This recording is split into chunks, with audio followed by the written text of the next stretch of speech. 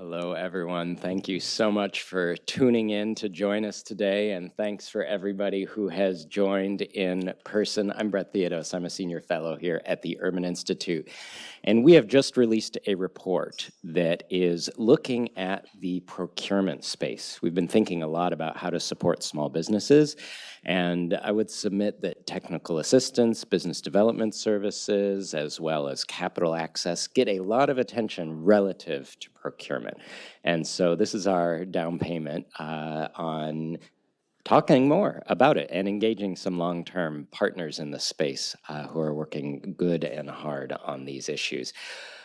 Over $1 trillion, right, that the public sector is spending in procurement. And we are going to talk about how we can do more and better with respect to small businesses, with respect to diversifying pipelines as well as procurement processes, tracking and measuring and understanding how we're doing it. And we're going to anchor that in the reality of today's climate and what the recent court decisions mean. And we've got some experts who are going to help us navigate that.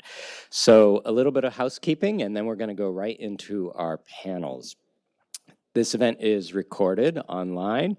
Folks are joining us live, and it's also being recorded. For the folks who are virtual, there's live captions that you can adjust at the bottom of your player. In person, folks, there's a QR code where you can go and to submit questions, and the virtual audience, you can put your questions in the box at any time. We want you to engage with us at #live@urban, and we do have a survey that they really want you to complete at the end. So with that, I want to pass it over to a friend, Jennifer at Krezi, who is going to give us a little bit of framing. She's a perfect intersection of a couple of these, given different hats that she wears. So pass it to you.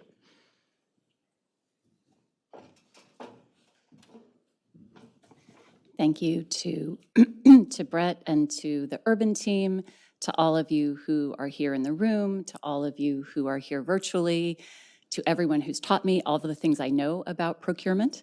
I am not a procurement expert. I call myself a procurement enthusiast. And that's why I was thrilled to be at the Kresge Foundation and to be able to fund this particular report and this research into procurement. I think of procurement as actually an expression of democratic governance. Participation in democracy isn't limited to showing up every 4 years or every 2 years or whenever you've got your weird local midterm elections and casting a vote. Participatory and democratic government, to me, is how the government behaves, how it invites people to create the world, to create the opportunities, to create the markets that government action creates. $1 trillion is a lot of money. And that money comes regularly. It doesn't require big fights in Congress. It doesn't get big announcements, but it's money that government puts out and it can change the world. I think a lot about procurement in the context of repair, reparative economics, reparative community development. Those of you who are online can't see this, but the Urban Institute and the conference room we're in looks out on a big freeway.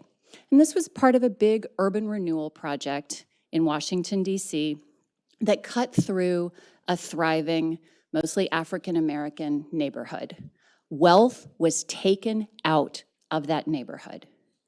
Procurement is a way to repair, not necessarily these particular harms, but it's a way to repair, to restore trust, to counteract some of the wealth stripping that has happened in previous generations. And that's among the reasons why I'm such a procurement enthusiast, why it was so great that Kresge could fund this work, and why I look forward to learning from so many great folks today. Thank you.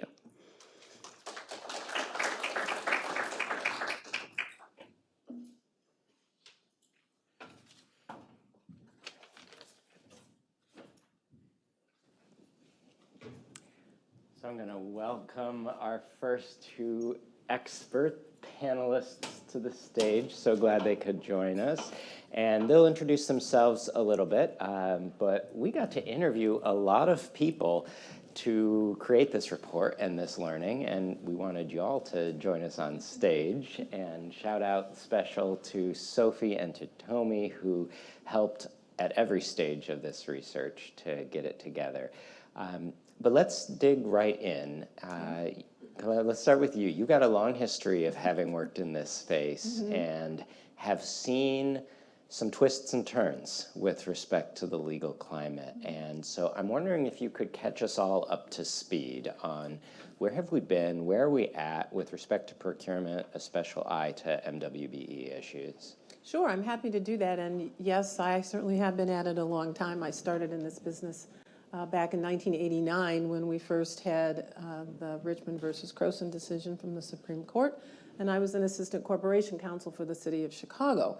And we had to figure out very fast what to do to make sure that we could try to hang on to what at that point was really kind of a fledgling minority women business program. And I'm just going to use the term MWBE. This is the alphabet soup area. There's all these different acronyms, and it's easy to get them all confused. So we had this case in 1989 that really upended what we thought was settled civil rights law, which was that programs designed to ameliorate the continuing impacts of discrimination were going to be subject to the same approach as, let's say, the poll tax. And so that led to the creation of something called disparity studies, and I have been doing them now for 30 years. The gathering of statistical and anecdotal information to prove that, in fact, discrimination exists in the marketplace, and that without some type of affirmative intervention, governments in particular, although there are plenty of private sector programs too, will be a passive participant in that discriminatory marketplace. So we came a long way. We thought we kind of knew where we were until a couple of years ago when we started losing these cases. We lost what we call the black farmer cases, which were efforts in the pandemic to do something about the impact on black farmers. And we lost all of those. So that was the first kind of canary in the coal mine. We lost the restaurant cases out of COVID too, with the courts basically adopting a brand new standard. They don't say that that's what they're doing, but I think that really is what it is, which is that an agency would have to prove intentional, identified discrimination that can somehow be tied back to the agency itself, and that anyone who is going to get any benefit from the programs must be able to prove that they have personally been discriminated against. Kind of this idea that discrimination is this individualistic, atomistic experience of bad people one-on-one, as opposed to any real recognition about systems. So then, of course, we got the Harvard case, and people are probably more familiar with that. There was the thought, I think, the hope, that really wouldn't make much of a difference in procurement. That has proven to be clearly false, as we've seen with the challenge to the SBA 8A program, with the Minority Business Development Agency, founded in the Nixon administration. Full disclosure, I'm US DOJ's expert in that case, so I can talk about it somewhat. But I think where we are now is a recognition that we have a huge shift in the federal courts and how people are looking at race, discrimination. Gender will be next, I predict that. And so I think it's time to do some pivoting about what we're doing, because I don't think we're going to have the tools that we've had in the past, and that is going to come very, very soon. Sobering, thank you. I know, isn't it? And it really is a sea change. I mean, this is a fundamental reversal of where we were at. And a lot of local government, state government, housing authority, transit agencies, it's not just a city or a county, are built on some of these ways that we have been able to document things. Anything you want to add there? Or I want to double click on disparity after that, but yeah. Please, yeah, no, Claude, I think you did it so well. Awesome.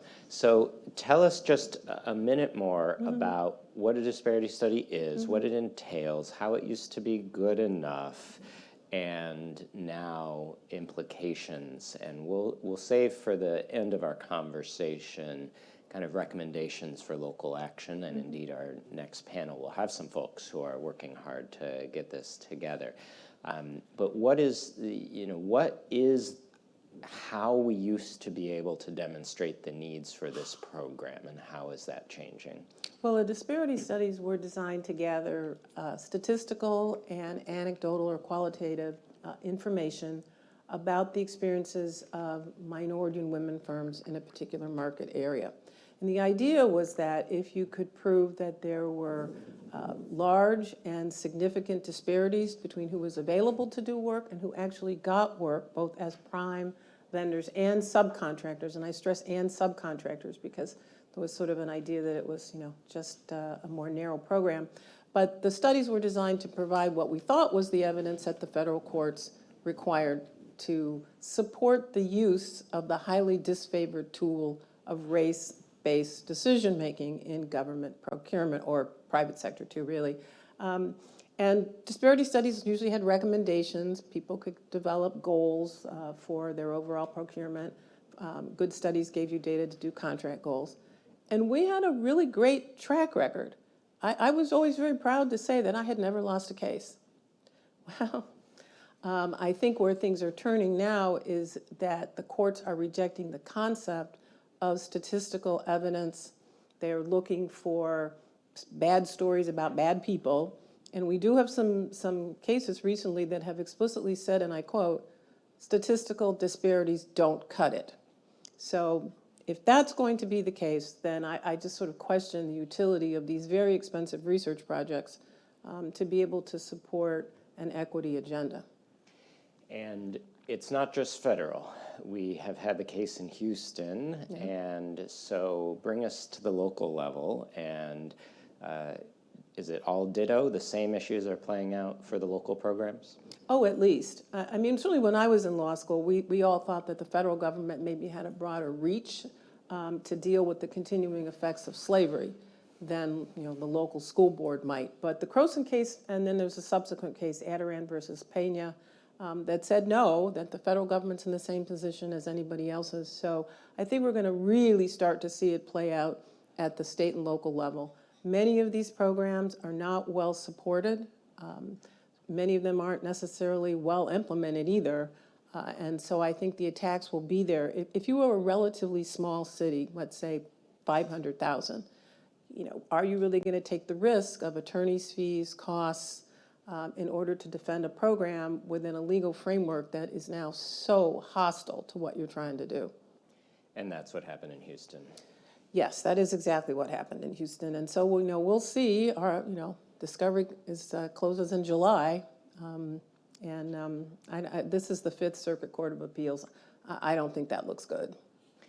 And we're going to turn in just a minute to how the Biden administration is responding. But when we think about it, what specifically is disallowed or allowed? Quotas, what kind of preferences? Can you get us down into those details? Well, quotas have been illegal, I would have said, since Croson. They are an inflexible racial category that you got the contract because you're black. I think that's been true. I've always said that points for being an MBE should probably also fail that test because it's not flexible. So really where the courts left us was good faith efforts, that if you made a good faith effort to meet a goal, you would be placed in the same position as someone who met the goal, so that there really wasn't any real racial preference in that sense. I'm not sure that we're going to even be able to do that because there's an attack on the concept of systemic discrimination, and that the idea that people face barriers because of who they are, not because of what somebody else did to them in particular. So you really never could do points. You never could do set-asides. People need to banish this word set-aside from their vocabulary. And you could have goals. They needed to be flexible. They needed to be based on current market conditions and availability. You couldn't just make them up. But I'm not so sure now that we're going to be able to do even that. Thank you. All right, let's talk about how people are responding to this, and let's start with the Biden administration and your reflections, Nia. Yeah, absolutely. Thanks so much, Brett. And Colette, I think you put that history so incredibly well. So I think what we're seeing at the Biden administration, and I was in the White House counsel's office when some of the decisions were starting to come down on the Black Farmers Loan Forgiveness Program case, where, as Colette described, there was a preference based on a long, well-documented history of institutional discrimination in lending against Black farmers, but the courts were not going in favor of the agency on that program. And then since the Harvard case at the Supreme Court, we saw these decisions come down in the trial courts in cases concerning SBA's AA program and Commerce's MBDA agency. So we're seeing, for instance, at SBA, the administration moving towards asking for an individualized showing of discrimination, putting aside the race-based presumptions that used to effectively guarantee participation for minority and women-owned businesses who were majority owned by those minority entities. And so that's a new hurdle, right? Because businesses that for the first time now have to provide a narrative and to demonstrate their disadvantage and say why it was they maybe lost out on a particular loan or a particular contract, which I think could be really difficult to pinpoint in a compelling way, face that hurdle, right, to access resources. So I think SBA has done a phenomenal job of putting out resources to help business entities meet that hurdle and to comply with court orders. But it remains to be seen what the impact of that is going to be on participation in these programs. And I think similarly, we'll see similar guidance in MBDA's programs in the business centers around the country, where it'll be about more of an individualized showing of economic and social disadvantage, putting aside that race-based presumption. And there is a case as well challenging the disadvantaged business program at Department of Transportation, where a large chunk of funding that flows through state and federal governments, or state and local governments, is at stake. And it looks to be that maybe things will go the same way in that program. So in terms of response to the litigation, that's the trend that we're seeing. But I think that there are other steps that the Biden administration has been taking to advance equity that are worth looking at and could be a source of example and inspiration for state and locals. And one of those is, from the very start, the beginning of the administration had a real focus on advancing equity and a racial justice and equity agenda. And you can see from the executive orders that we put out at the beginning of the administration through now, there's been a whole of government effort to think about how government can use all its levers and tools, including procurement, to advance equity. And I think if you look at maybe the 2023 executive order is one of the best examples where the administration lays out really nicely the through line between core government operations and advancing equity, and charges all agencies with reducing administrative burden and paperwork, taking a human-centered approach, putting customer service as a metric for success at the agency, and tasking each agency to create an equity task force with folks who are accountable for meeting performance goals. And so I think that kind of framework can really drive action at agencies and cross-government solutions towards equity, combined with the large packages of federal funding that have come down through the CHIPS and Science Act, the infrastructure law, et cetera, that are all flowing now through that equity framework. And I think the last thing I'll say is, through all of that, I think the administration has recognized and celebrated the huge role of state and local governments in advancing equity on the front lines using all of this funding. And one is attaching to all this funding performance requirements like creating good jobs, working with small and first-time vendors, and tying performance on the funding to those goals. And also giving local governments more of the flexibility to innovate and be creative in how to reach those vendors. So one great development has been an update to the Office of Management and Budget's grant guidance that removed previous restrictions on state and locals using federal funding from including geographic preference. So that means state and locals are now more free from restrictions, at least from the federal level, to include local hire provisions or local business preferences. And I think that kind of approach moves state and locals who are otherwise just worried with like complying with federal requirements towards how can we innovate, how can we be creative and experiment and be the front lines of advancing equity. So amidst, I think, this really challenging legal environment, there's a lot of hope and a lot that I think governments can keep doing. And I think a silver lining in a way to looking at equity in this more systemic, holistic sense, because a minority business program can get stripped away as fast as it was announced, but equity that is really integrated at the core of everything government does, it takes time to make that happen and see the impact. But the flip side is that it's much harder to strip that away. So I think that could really be the focus of our sort of equity agenda going forward. And in procurement, there's so many opportunities, and it's such a high impact lever to do that. Perfect, thank you.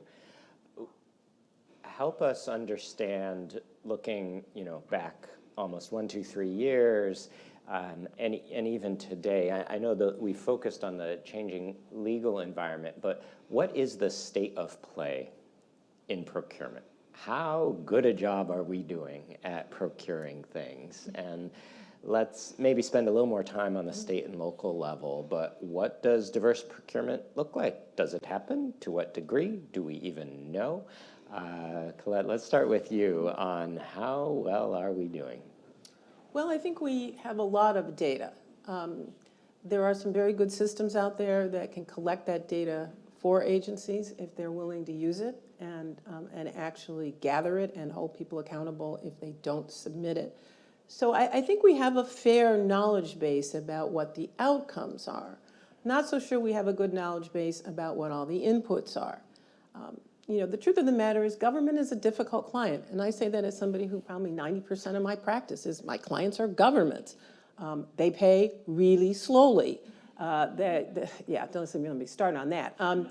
They are complicated. I was saying to somebody earlier, I'm in a government contracts lawyer for 35 years, and I get RFPs, and I'm thinking, what on earth are they talking about? So I figure if that's my reaction, what isn't the reaction of small businesses or even medium-sized businesses who don't have very large law departments and marketing staffs, to vet all of this. So I think there's an awful lot that can be done. I think part of the challenge about it, though, is that it's not sexy.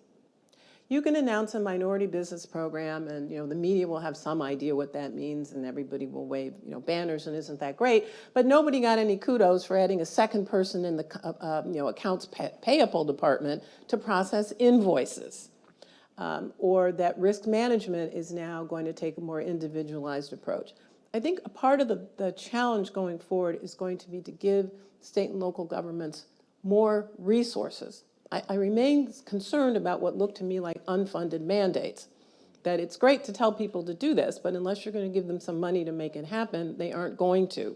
And so how do we get the funding to build a better procurement system for everybody? And it isn't just small businesses, it's big businesses. Government is overpaying all the time because it's so inefficient and it's such a terrible client. And people price for that. So I think that there is a business case to be made for why we need to do a better job to be inclusive. For those that love free markets, okay, well, let's get some more competition. I have procurement professionals say to me all the time, we only get 2 or 3 bids, and what I hear is nobody wants to work for you. So what do you do to make the system more open to everybody, especially if we're going to lose particular tools to make sure that minority businesses are at least brought into the system? I have my own bumps and bruises from having trying to get grants and contracts. Yeah. It is challenging. We did interviews with a number of chief procurement officers over the past year, and we've put some of the superstars on this stage, but I was struck at how variable practices were across the country, and things that I thought might have been figured out, even among places that I might have said were higher capacity. And it struck me there was lots of different interpretations and operating practices and structures, and that maybe can help if we're learning and sharing, but mostly it seems like people are doing their thing. And so some of that, I'm wondering how much of that you think maps back up to states that have different prohibitions or structures requirements, or it's just an under-resourced space that we underinvest in, that we undervalue, and we don't see making progress. I'd love to share a few reflections on that. I think that everything you said, Colette, I would second, but also that it is an under-resourced space, and to some extent, the problem of underperforming government is one that we all observe and feel in our everyday lives, but it isn't one that we collectively own, right? And government on its own can't produce the funding and the other resources needed. At the Government Performance Lab at Harvard, we provide technical assistance to governments all around the country with these issues. And so we see the high variability of approaches and practices. And I think there's the plus side to that experimentation and innovation. And there's the minuses of being on this journey all alone as a sole procurement officer or sole city attorney in a small city. And one thing that we do try to do in our work, and I think have been really great at, is creating learning communities and building capacity through that cross-pollination. Our team has built this amazing Procurement Excellence Network, which is a 1,400 plus person growing network of procurement officials throughout the country. And we create a lot of tools and programming and resources for them, and also put them in community with one another, because that's the best way to learn and share challenges and make progress. But I think that us all sort of owning this challenge and sectors stepping in, like the private sector being a part of the solution, civic society being part of the solution, and us having conversations about what does competition mean, right? There's an idea that's been propagated in recent decades that means cost effectiveness, drive down the cost, we compete for cheapness. But that's not historically how government has always thought of what competition is supposed to do, right? When we think about impact in a different way, when we think about what it is we want to feel in our communities and how we want the places we live and work to be, and how we want our neighbors to feel and how we want to be taken care of, cost is part of that, but it's what is the impact we're getting for the cost, right? Are there good jobs in our community? Is Main Street thriving? And those are all levers that, or elements of impact that for which procurement can be an important lever. So I think by using standards like high road labor practices or best value, we can think about driving competition and innovation in the private market in the directions we actually want to see it go as a society. And, as Jennifer said at the top, have procurement really reflect our democratic values. Thank you. It really is a values discussion at the end of the day, and one that requires us to make choices. Colette, talk to us about states for a minute. California, Washington, even some places you might have anticipated, maybe, and a person who's new to the space might have anticipated, have not allowed considerations of race in the same way. And so can you just give us a little landscape at the state level and the implications of the federal and other legal changes? How have the jurisdictions you've been able to work with operate differently in the different markets, and have you seen some that have emerged as being able to still build successful efforts? I think so. It really does vary across the country. We have 50 states, and then the territories in DC, and then thousands of local governments at all levels, and it is kind of all over the place. I think the strongest programs reflect political power. And so as bizarre as it may sound to people, some of the strongest, best programs in the country at the local level are in Texas, which is not what people anticipate. Not California, not Washington State, which have constitutional prohibitions against race-based government action. And so when you see that political pressure applied is when you will get some results. And so, for example, the city of Chicago, which is really my home, we've had a program since Harold Washington was mayor.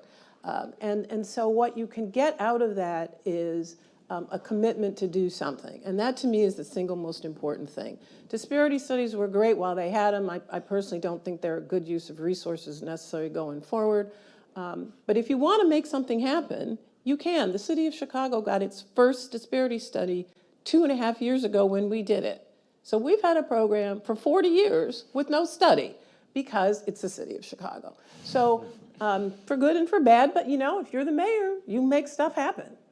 So I think that's a very important point, is minority and women businesses banding together to put pressure on government to say, we are here, we pay taxes, we are competent, what are you going to do to help us? One thing that I think is going to be a challenge is the different state laws.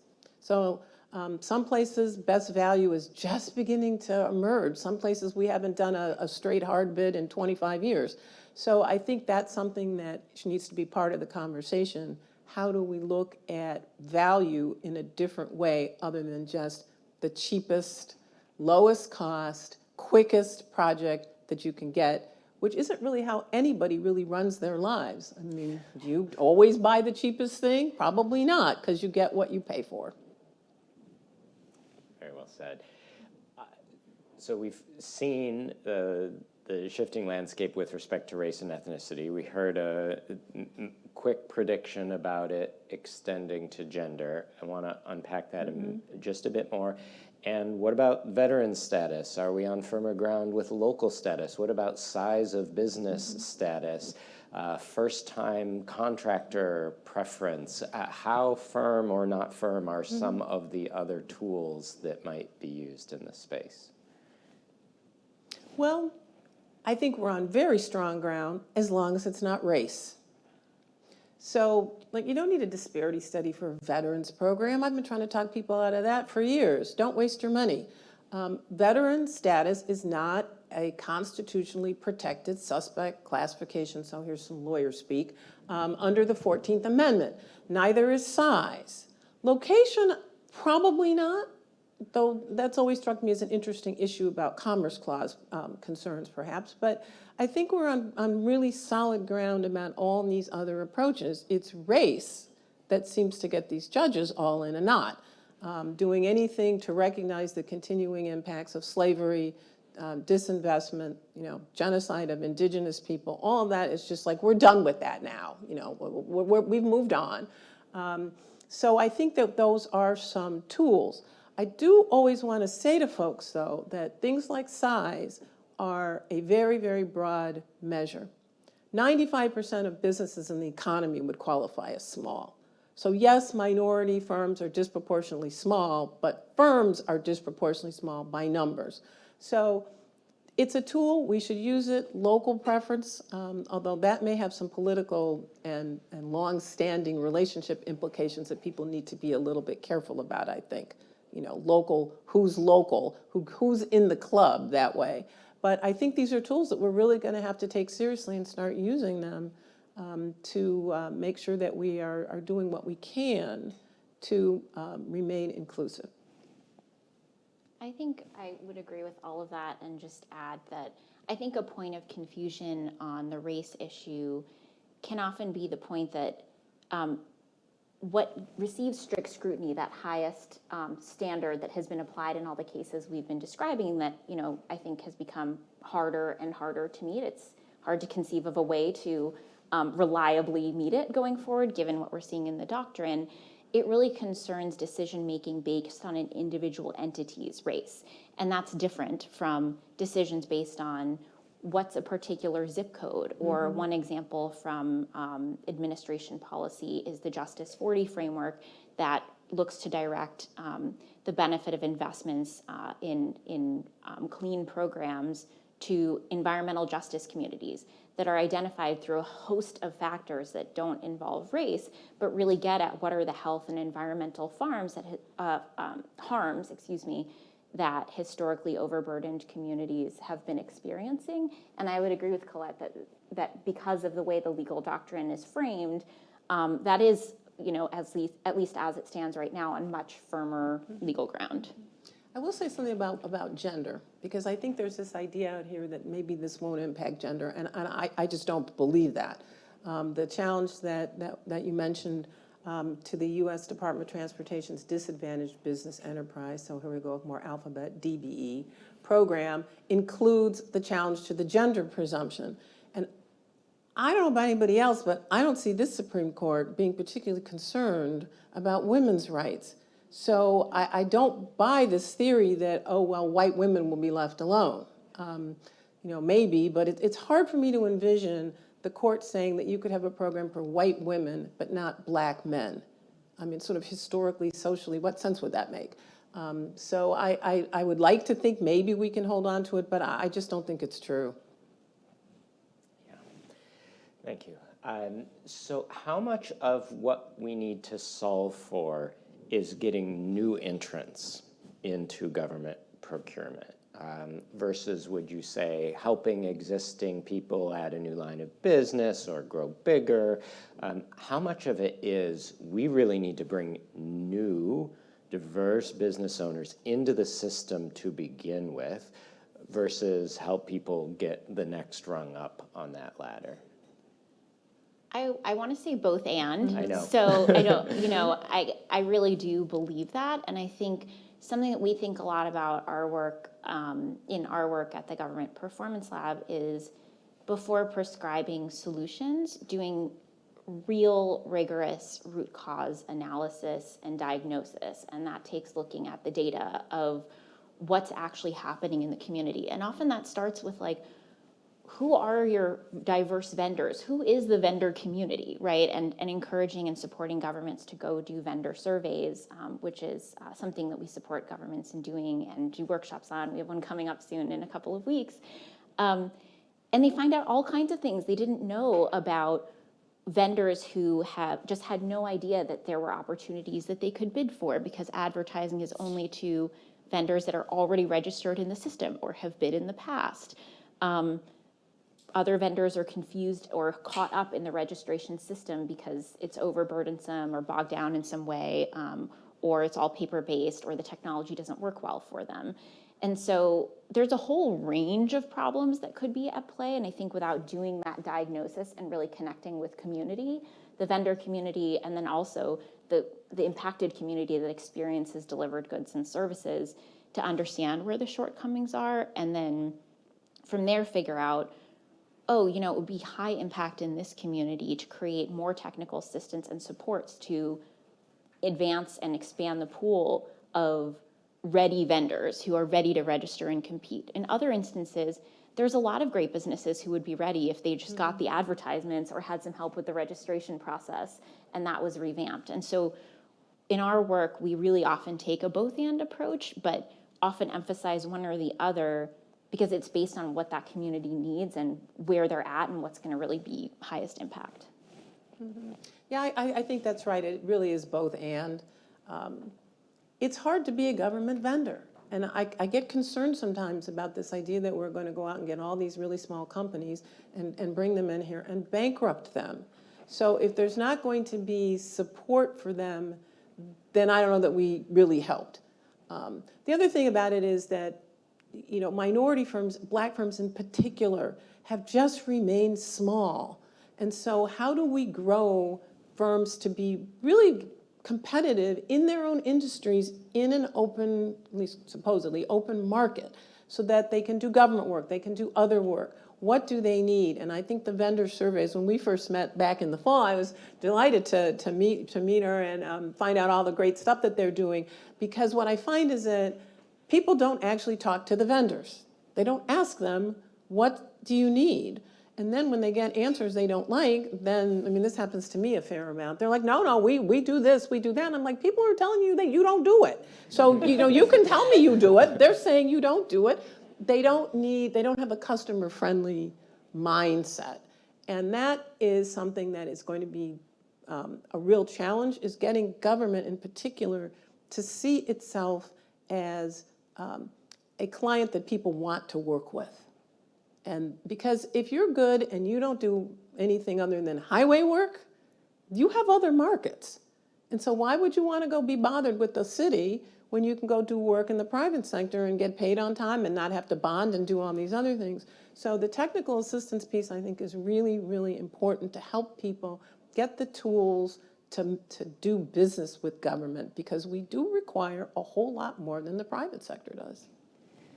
I wonder, I've had my own little pet theory about this that you can disabuse me of. I wonder if part of the disconnect and the deprioritization of procurement for DBEs or small businesses is that to some extent sectorally they are not the small businesses that we intersect with as consumers in our regular lives. They're not as visible to us. Do you think that's true? Is that part of the problem, or is it more about how we fund government? And I think that in general, procurement is too often viewed as a back office function or an afterthought and a compliance-oriented part of the government, rather than something that's part of the big, exciting political agenda when a mayor is running and coming into office. And I've seen in my time in local and federal government the chasm there is between the political leadership that comes in for a short period of time and is really there to achieve ambitious goals and has been brought in through a democratic process, and the career civil service that's been there through administration after administration and really has the expertise and know-how to these very technical, nitty-gritty processes that, Colette, you put it fast, they're super unsexy, right? But the reality is that the way that the vast majority of each of those big platform goals, from climate to infrastructure to housing, gets met is through procurement. Yeah. And so when we build the executive leadership capacity and support and lift up the voices of those government officials who know all of those details, bring them to the strategic policy decision-making table. They'll tell you how to meet the goal. They'll tell you, here are the pulleys and levers in my department. But I believe that needs to be a part of the front-end policymaking conversation. And more broadly, right, policymaking could do a better job of taking implementation into account. We celebrate when we pass the bill, but we don't think about, and the news stops covering, what happens after that when all the funding's flowing down. And right now, I think we have this really exciting opportunity with all the funding coming down from the federal level to state and locals to really focus on that implementation piece and see how we can get it right and use those investments to innovate our systems and make them more resilient to the future. And in turn, make procurement and the impacted businesses and the benefits they bring to communities more visible to everyone. Because we care, like, I got the road, I got the park, the pothole's gone, or the pothole's not gone, I'm super frustrated. But we think less about who is doing that work and what other benefits to the community are coming from who's been hired and the working conditions they're under, and what investment in my own community is coming of like how the government decided to fix that pothole. Yeah. We're running short on time. We're going to get to our next panel in just a minute. Quickly, certification. You need it in some sense to know how you're doing. On the other hand, it is a burden to run the process, and it's a burden on the firms as well. And without an ability to really do targeting on some of the factors that we're certifying, what do you recommend for certification at the moment? Well, as long as you have a program, keep running it. Don't just fold your tent before anybody even fired a shot at you. So we need certification. We want to be sure we don't have front firms. There was a time early when we had a lot of front firms, and I think most agencies have kind of cleaned that up now. I don't see that nearly as much. If we lose, race-based tools and contract goals, then maybe we just do some kind of self-identification that we're not going to go through this elaborate certification process to prove that you are, in fact, a minority-owned business. It is burdensome. It's not as bad as people make it out to be, I think. There's a part of me that says to people, if you can't handle the certification paperwork, I've got something that's coming your way.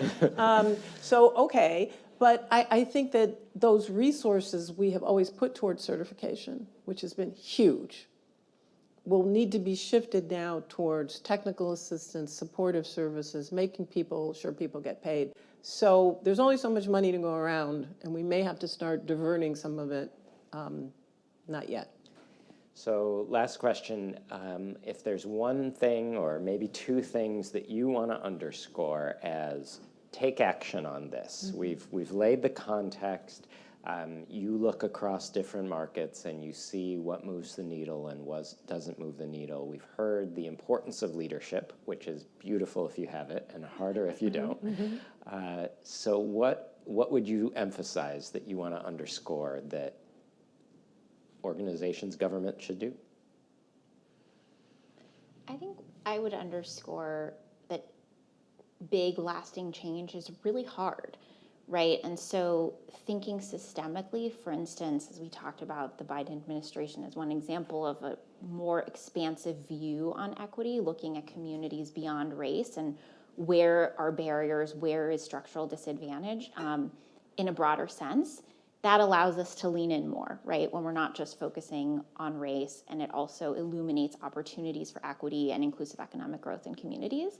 And then looking at what are the systemic fixes to government core operations that can help alleviate and bring down those barriers.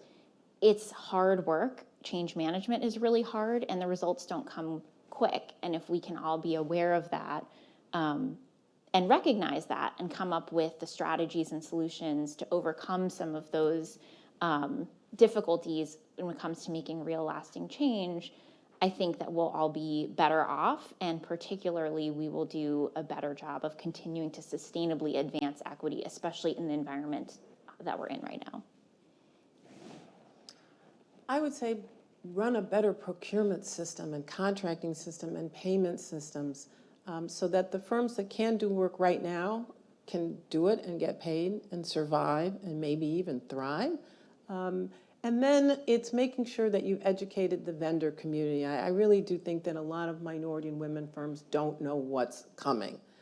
So getting out there and making sure that you do that, because then that can build the political support to do these other things that you're going to need in order to move your system forward.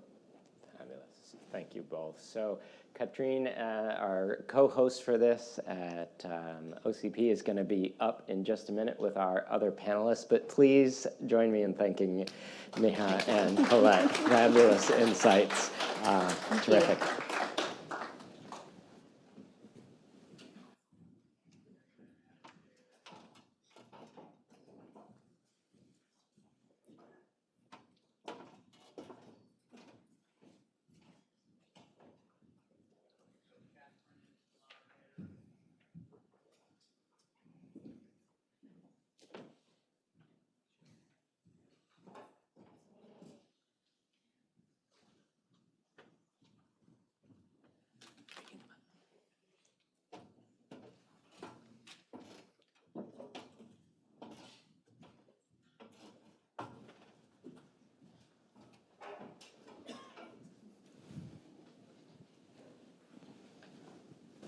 All right, everyone. Welcome to round two. After this dramatic pause, we will shift to talk about what's happening at the local level. This first panel, let them give a round of applause one more time. What a real and eloquent way to talk about procurement and what's happening in today's procurement world here in the United States. I think you captured so well the climate, right, that everyone is operating under, and some of the opportunities and some of the threats that we are all facing coming towards us over the next few months and years. We're shifting gears a little bit now and going more from the legal environment, the philosophical and observation stage of what procurement is in, to three people who are or have fought the fight procurement on a daily basis. You know, this is their bread and butter. That's what they do every day. So I'm very pleased to have with me Andre from the city of Boston, Michael from LA County, and Dan, who used to be with the city of New York and is now with Gartner. Let's start with you, Andre. So we just heard a lot of what, a procurement superhero needs to do, and you're one of them, I think, on a daily basis, right? You fight to get the political buy-in to make procurement more vendor-friendly and then also deliver it better for the city. What would you say is the state of procurement, especially with an eye to equitable procurement in the city of Boston right now? Yeah, so I'm actually the director of the city's supplier diversity program. So we work quite closely with our procurement department, and I think more recently that has become a much more collaborative effort, integrating some of the supplier diversity work, which used to be sort of siloed, into the larger procurement work. I think we're at the beginning of a journey that's really looking at, and Colette and Neha mentioned this, looking at the quality of some of those sort of core services and sort of core operational components, and how operational excellence or not has a sort of overwhelming impact on businesses owned by people of color, small businesses especially. And so I think what we're doing right now is integrating a lot of the work of supplier diversity historically with some of these newer efforts to look at the ways in which government can improve the way that it does its procurement, sort of procure to pay, so that the experience for vendors of bidding on and hopefully winning work with the city is not one that demands a pound of flesh, right? And I think that the difficulty of learning about researching, bidding on, and winning work and ultimately getting paid has a very substantial impact on smaller businesses, and a lot of those businesses are MBEs and WBEs. So there's this really amazing confluence of these two different, formerly sort of separate but parallel streams of work at the city. And that has really been integrating supplier diversity with larger procurement reform and sort of procurement excellence efforts at the City of Boston. Yes. I think another special thing about the City of Boston is that what we heard the previous speaker talk about is the politics, right? You, I think, are one of the fewer places where you have a mayor who made that as part of their political agenda, who ran and won on this agenda. So tell us a little bit more about that, how that is helping your work and what kind of environment and narrative it creates in the city. Yeah, absolutely. I mean, I think one of the net effects of the Croson decision was to sort of make the conversation about supporting MBEs and WBEs a sort of a legal and empirical question, right? And that is helpful in some ways, but I think the way in which this is a political issue and the way in which Mayor Wu is willing and able to talk about it as a political issue is really important for changing the narrative about who government works for and who can work for government, right?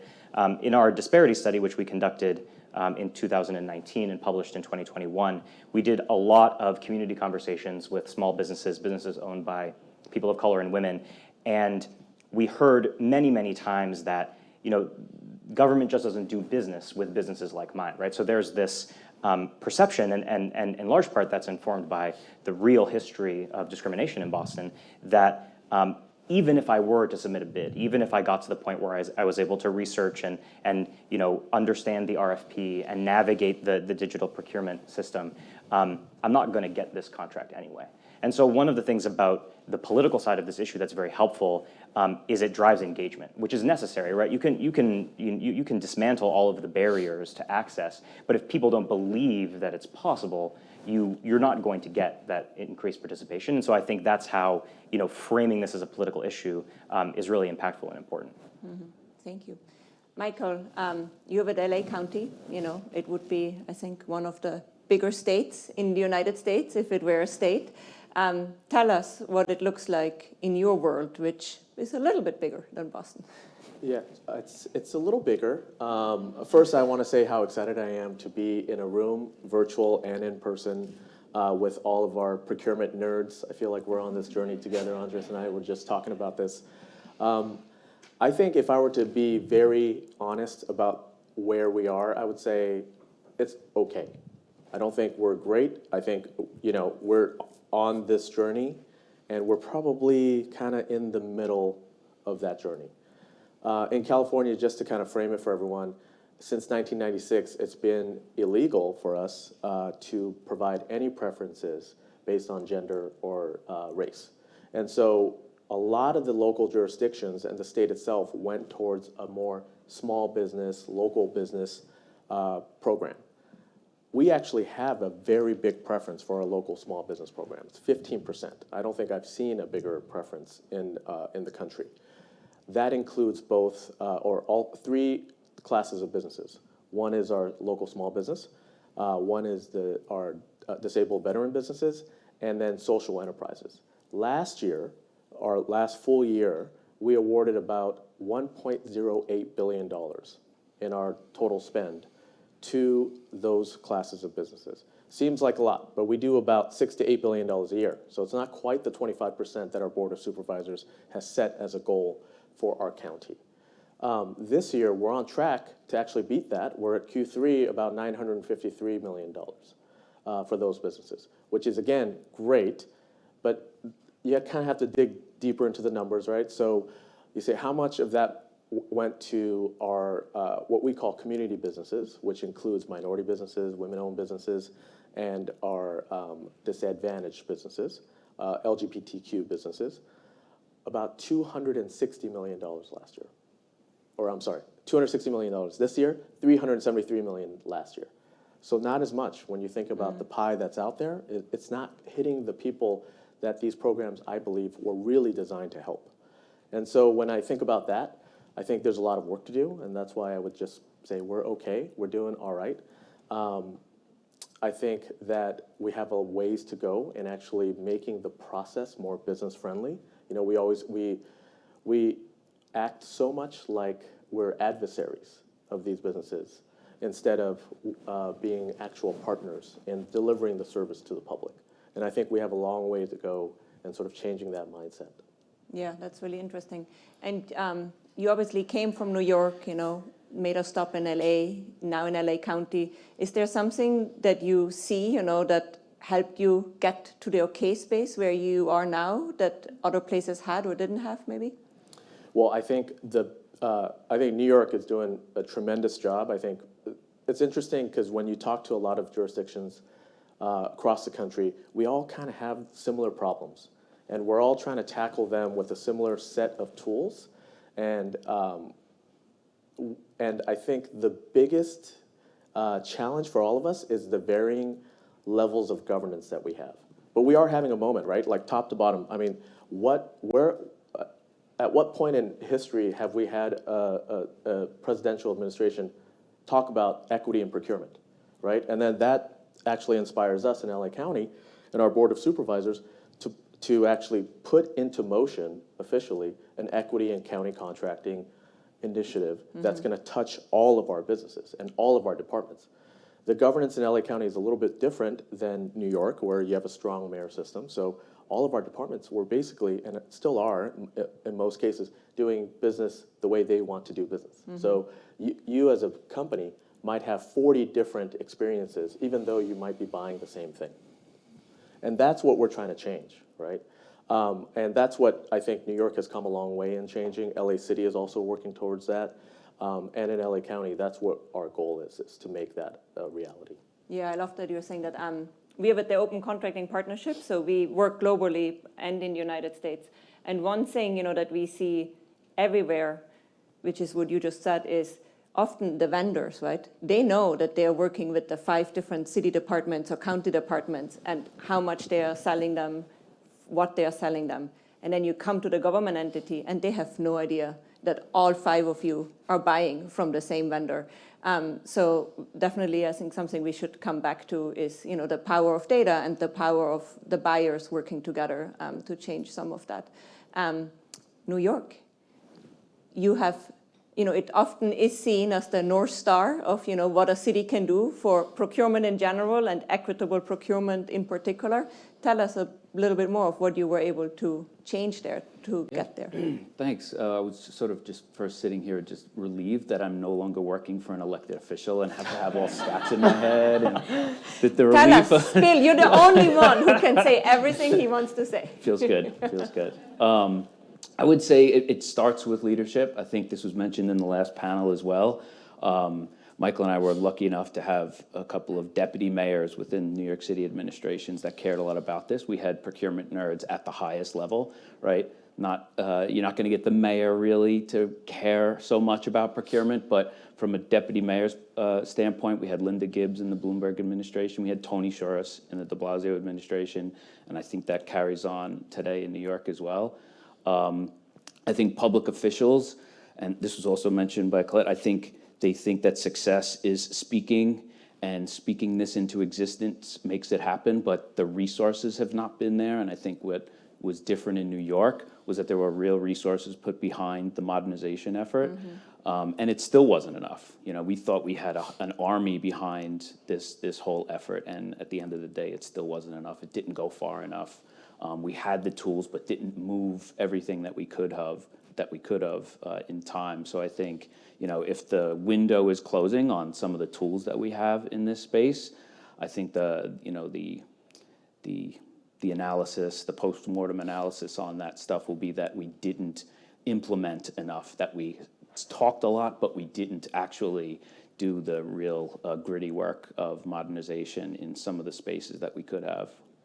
And what does modernization in procurement look like? You know, we all have this view of procurement that it's very antiquated, right? But actually, some places are, and others are actually not anymore. So tell us a bit about that. Yeah, having stepped out of the public sector and now helping state and local governments with this kind of work, I can see the spectrum of where localities are at.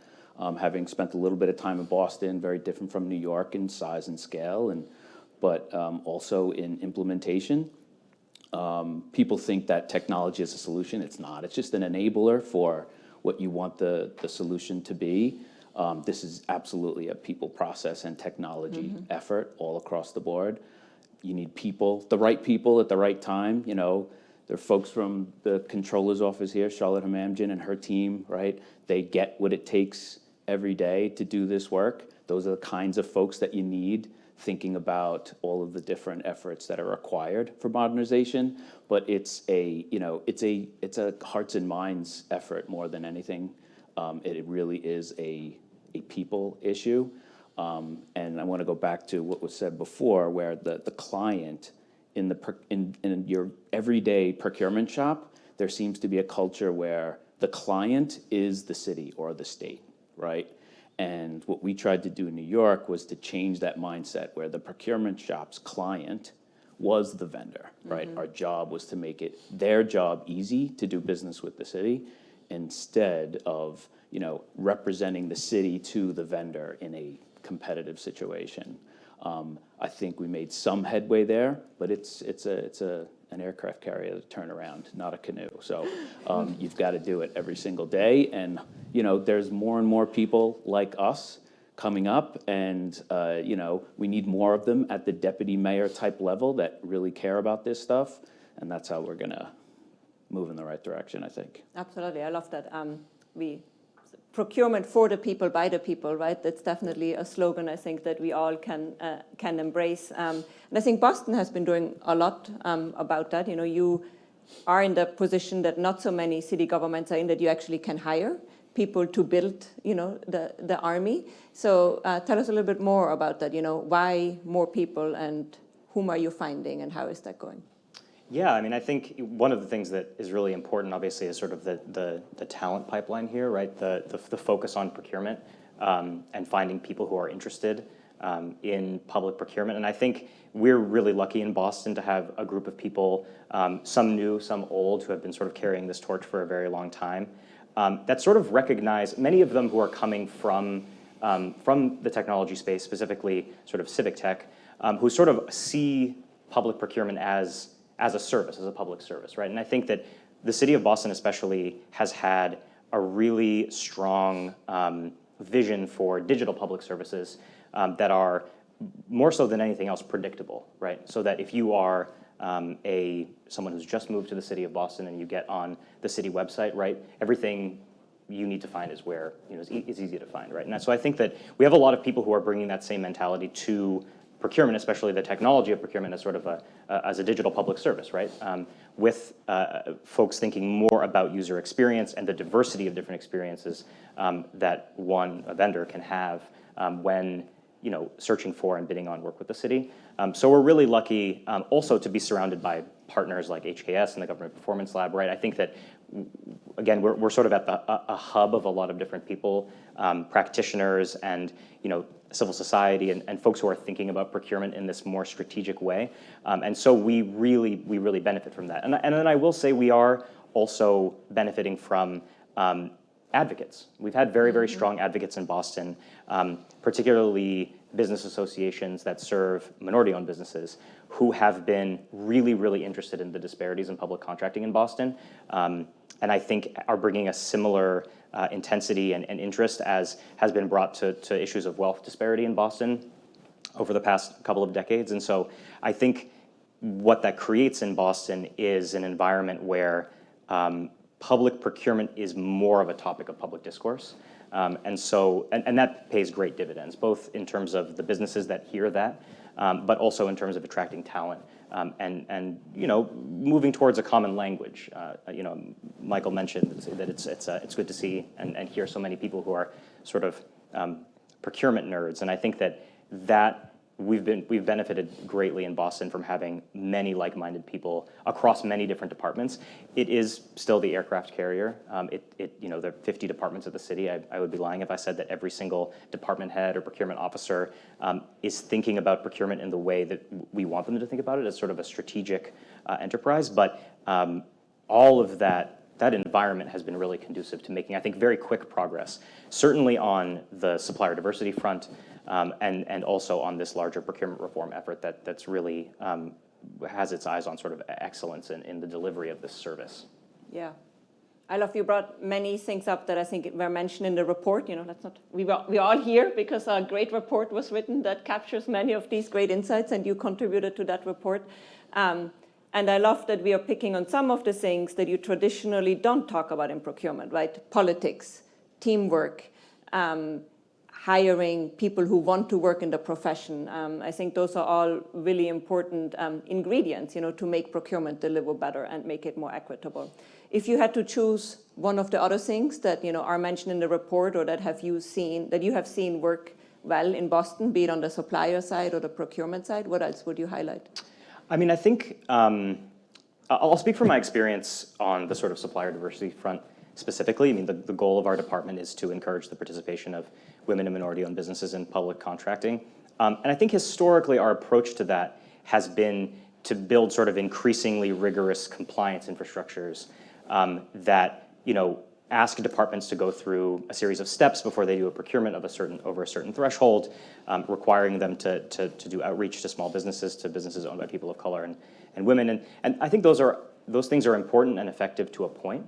But we've also found ways to advance the goals of supplier diversity without creating more forms and sort of administrative burden for departments. And I think that one of the things that's been really helpful is thinking about some of the implicit incentives for buyers themselves, right? Typically speaking, city buyers want to move quickly, right? We don't see very many RFPs out for much longer than the required 2 weeks, right? So I think there are certain programs that we've launched that are really appreciating some of those factors and are giving buyers, for example, the opportunity to purchase at a higher level using just a sort of written quote process if they are doing that, if they're gathering those quotes from certified businesses.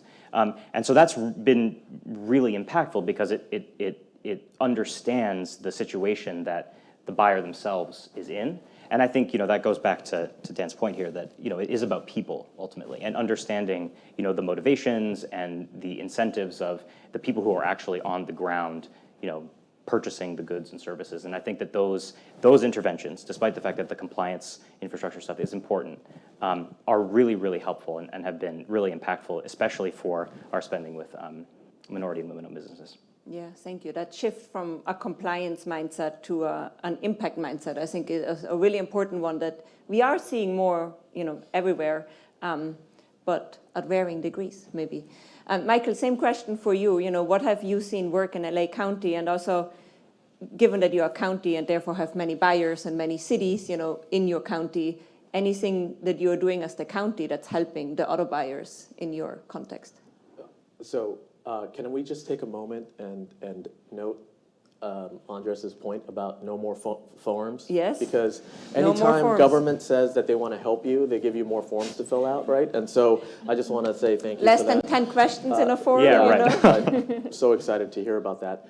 So actually, Catherine, we have, LA County, it has 88 incorporated cities within go. LA County, the biggest of which is LA City, and all 88 cities actually do have their own procurement shops and have their own process. That doesn't include all of the other entities that are regionally available, like, and buy stuff on their own, like Caltrans or our Water District or our Metro. So, I mean, we have created collaborative efforts like our One LA Collaborative, which in partnership with our Chamber of Commerce, we've actually brought together all of our government and also some of our big private sector buyers and sort of started thinking about how we can work together and streamline things. And that has been hugely helpful. I think in terms of like pure dollars outcomes, I'm not sure we've seen that yet, but we're working towards that goal. Just in terms of like very granular practical stuff, preferences work. I mean, that's the reality, right? Like preferences work, and if you can do it until the courts say you can't, I would say go for it. The other thing that works, sheltered marketplaces. And you can design sheltered marketplaces in a race-neutral way to make sure that you're hitting the businesses that you want to hit. And again, align the incentives for the actual buyers on the ground so that they can get there faster.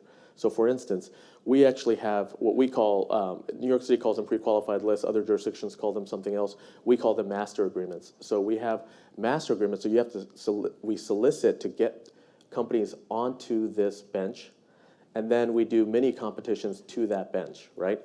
Well, one of our, maybe our only black architecture and engineering firms in LA, the big one, or one of the relatively bigger ones, they gave me some feedback. They said, look, other departments do this, and they make us do the mini competition.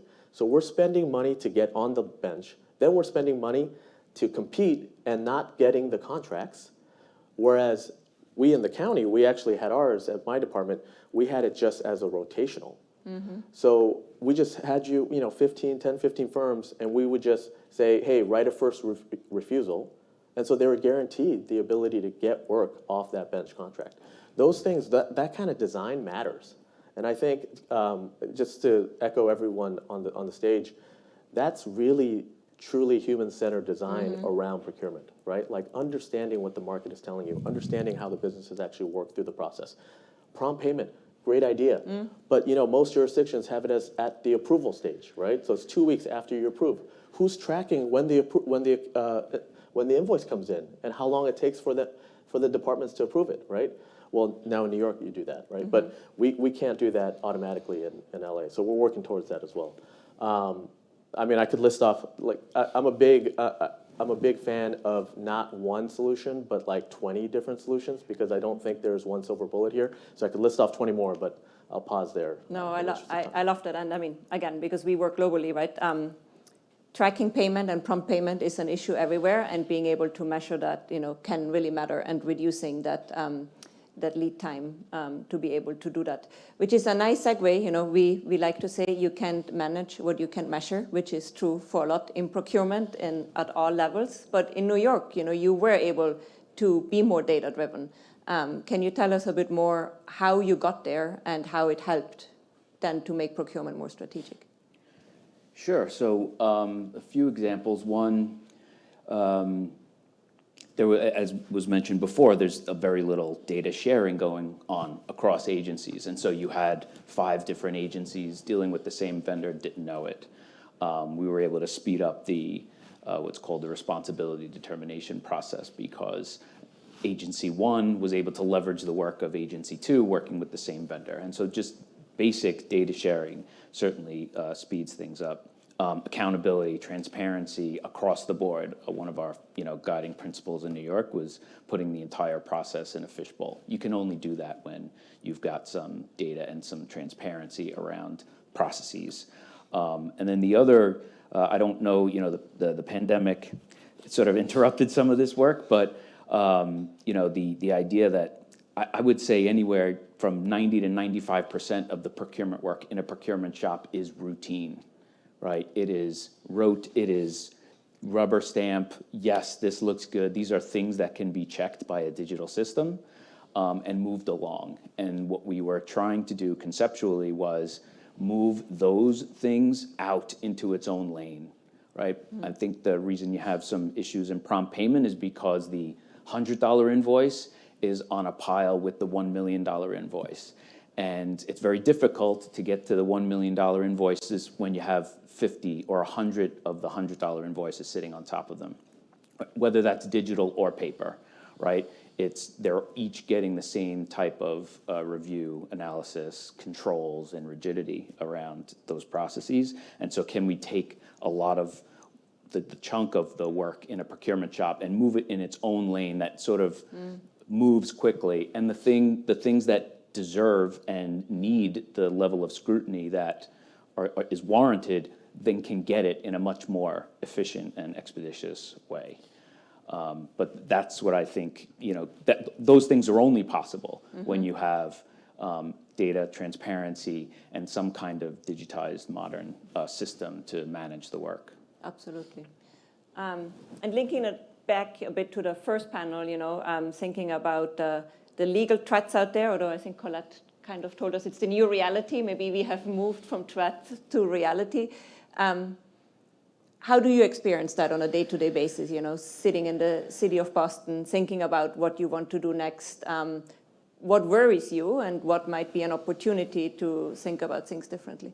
Yeah, I mean, I think, for the time being, we're still sort of operating in this post-Croson era, however long that lasts. I mean, I think the things that I worry about most, and I mentioned this before, as sort of the director of our supplier diversity efforts, is how the changing legal landscape, the legal climate impacts interest in, public procurement opportunities for, especially businesses owned by people of color. Like I said, no matter if you remove all the technical barriers and challenges for those businesses, right, there still needs to be interest and real belief that it's possible. And I think that over the course of the past 3 or 4 years, we've made a lot of progress on sort of dismantling that narrative. And I worry that what we'll see, and I think this is to be expected, frankly. I fully expect to see a real sort of a diminishment in the interest of those firms in exploring public procurement, especially when we're talking about your first-time vendors, right? Maybe not so for folks who are doing a lot of government work, but part of our focus in supplier diversity is sort of that second meaning of the term diversity, right? It's not just about more non-white, non-male vendors. That's important, certainly, but it's also about sort of a greater diversity of vendors, right? More unique vendors, and I think especially for some of the ways in which we talk about leveraging procurement to advance these larger social and economic goals, that's really important because we want to see those benefits distributed more widely. And so I think when I think about the legal climate, I think about the impact on interest and engagement from those newer vendors, especially. And so that does really worry me. Thank you. Michael, what keeps you up at night? Oh, so many things, actually. But I think on this one, I would love to see us really think about what it is that is keeping our diverse businesses from getting those contracts, right? One of the items that I did not mention previously, although I think it's really important, is outreach, because every jurisdiction puts a ton of money and time into outreach. Outreach is great, but who's getting the contract at the end of that outreach, right? And I think when you really pull that back and sort of de-layer it, you realize that one of the best ways we can actually improve equity in the procurement process is to simplify. And we don't do that enough. And the reason we don't do that enough is because we see risk everywhere. And what I will say about that is there's also risk not to change, right? In not changing, there's almost a bigger risk because you're just going to continue what you're doing. And one of the things that we always talk about is who's going to sue us? Actually, these days, probably not a good question because a lot of people will probably sue us. But that's a good question to ask, right? And when you have that skittish general counsel in the room with you as you're designing programs, that's a question you should not feel afraid to ask. Because when the elected official asks, you get a different answer than when you ask, right, as a procurement professional. And so those are the kind of things that I would really challenge our group of procurement nerds to really think about as we're designing these things. Because at the end of the day, the other thing is, procurement is not just buying something, it's not just in it of itself, the thing, right? It's for the residents, for the people who live in your cities and your counties, in the country, right? When my procurement folks are doing their job, I think of them as fighting fires. I think of them as providing services for the unhoused. That's how they have to look at their job, and that's how we have to look at our job too. And it's a very, it's a very big and arduous part of the process, but so if we could simplify and take the air out of that, then can you imagine how much more trust we can actually provide for the public? I'm super excited about that. It links back to Jennifer's point about democracy in action, and I think also what Nia said during the panel, it's also the experience, right, that you have along the way, both, I think, as the vendor who is participating, but maybe also as the government official who is trying to do the buying, right, which can also be a less fun experience depending on where you sit and how many hurdles you have to go through. Coming back to that experience that the vendor has on the other side, it also links to one of the questions that we got from the online audience. In New York, they have done a really good job in letting the vendors know which opportunities are coming up so that you can be prepared as a business. What did it take, to do better forecasting and to do better outreach? And was there something there that worked better than maybe other things that New York City tried? I think putting the chief procurement officers at the table with the executive has proven to be a strong move. Oftentimes, a procurement lead in an agency will find themselves at the end of the conversation, having to gather all of the good strategy thinking that was going on for weeks or months, and they're left with this thing. They need to interpret an executive's point of view into an RFP in some way. So it's very difficult sometimes to write a plain language RFP when you don't have a very strong understanding of what the goals are for that particular good or service.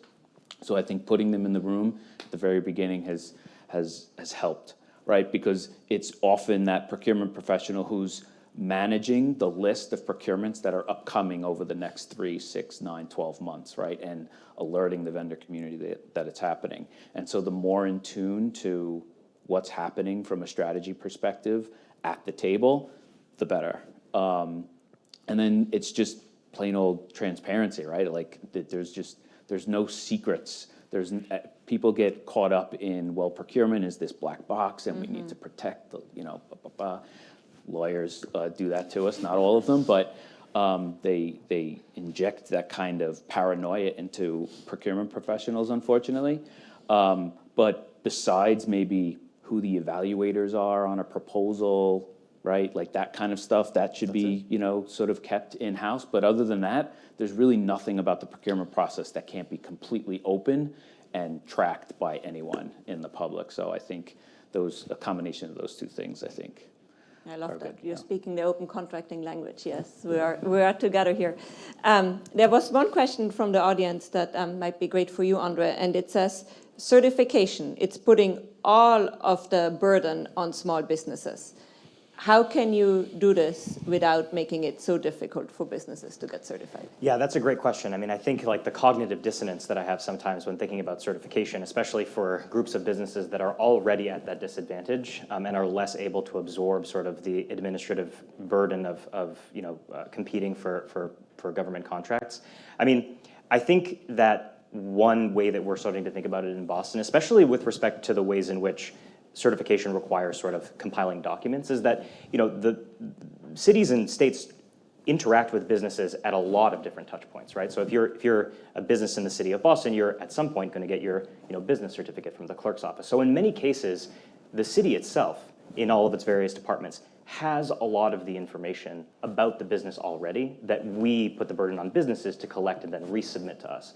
And that's really a government problem, not a business problem, right? So I think what we're trying to do moving forward, and this sort of goes to this whole of government approach, is to try and connect the business-facing services and transactions and departments of the city, so that when a business is applying for certification, or for that matter, bidding on a contract, they don't have to go through another process of compiling documents that the city already has and might be in a back office somewhere.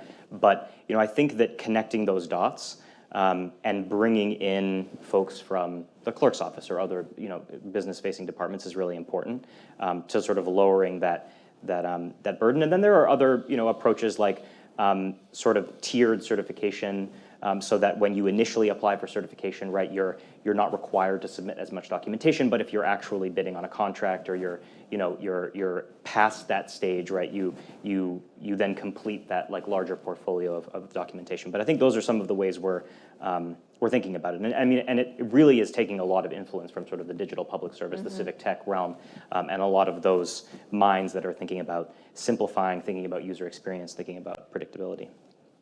So I just wanted to step in because most people have like really fun dreams. My dream is like a universal certification across the country. Like how amazing would that be if we could do that? And so in LA County, we actually take the state certification and then just put the local boundaries on it, because to Andre's point, like you don't want to add another burden. I've been in rooms where, I kid you not, jurisdictions will say, well, we don't trust that other jurisdiction's process, and so we have to have our own. So now you're going to create your own certification shop. You're going to create another layer for businesses because you don't trust another government entity. Like, who cares? Like, what's the risk? What is the risk that like, it's such a small thing and small risk to take, and we could really be moving the needle if we had someone just do that thing. It's all the same information, same questions. Drives me crazy. Sorry. No, I love that, and it's with 2 minutes to go for the end of this exciting conversation. I mean, we could talk until tomorrow probably, and not be bored here. I wanted to ask, if you had this magic wand, what is the one thing that you would want to change? I think we heard one of your ideas. Dan, anything that you would magically make up Michael's, here? I say, Please do. why not self-certify? Right, so in New York, we were able to take the disclosures and integrity process out of the competitive process, right? And so why not have folks self-certify? And then some analysis or audit that but how many folks that come to your door, Andre, and look to get certified don't, right? They go through this arduous process and then ultimately get there. Well, why not let them in the front door right away and let the analysis go as the rest of their lives move on, and they are able to gain contracts and build their portfolio instead of putting this massive government barrier in front of them, right? It's this sort of everyone. So in New York, what we tried to institute was like a stop button, right? It's a presumed yes, right? That the invoice, if it meets certain number of checks, is a yes. A proposal that is responsive is, everything is presumed yes, and then each city official has a stop button if they need to. Certification is no different. They should be able to self-certify on their own. If you find out that they don't qualify, well then you're pulling that out, or you check once they get their first contract. But there's really no need to put that barrier in the front. If I was snapping fingers, that's what I would do. And just the larger, just to add on to that, I think the larger point is we need, the one thing that I wish we had more of is trust. Trust in our public officials and our procurement professionals to do the work in the way that it needs to be done, and letting them go through the process without all these layers of checks on top of them, just because of one scandal, right, 20 years ago or 30 years ago. That maybe was like a few $1 million. I mean, your budget's 45, could be $100 billion. What are you doing spending all that time and creating a process that's going to restrict everyone else from getting through the door?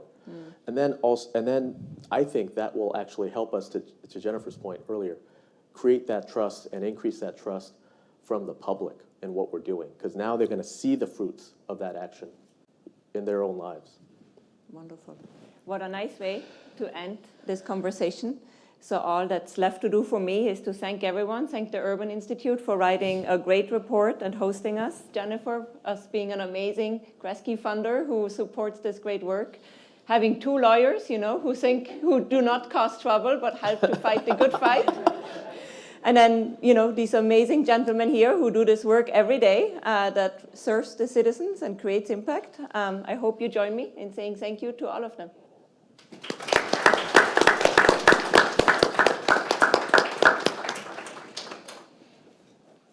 Thank you, everyone.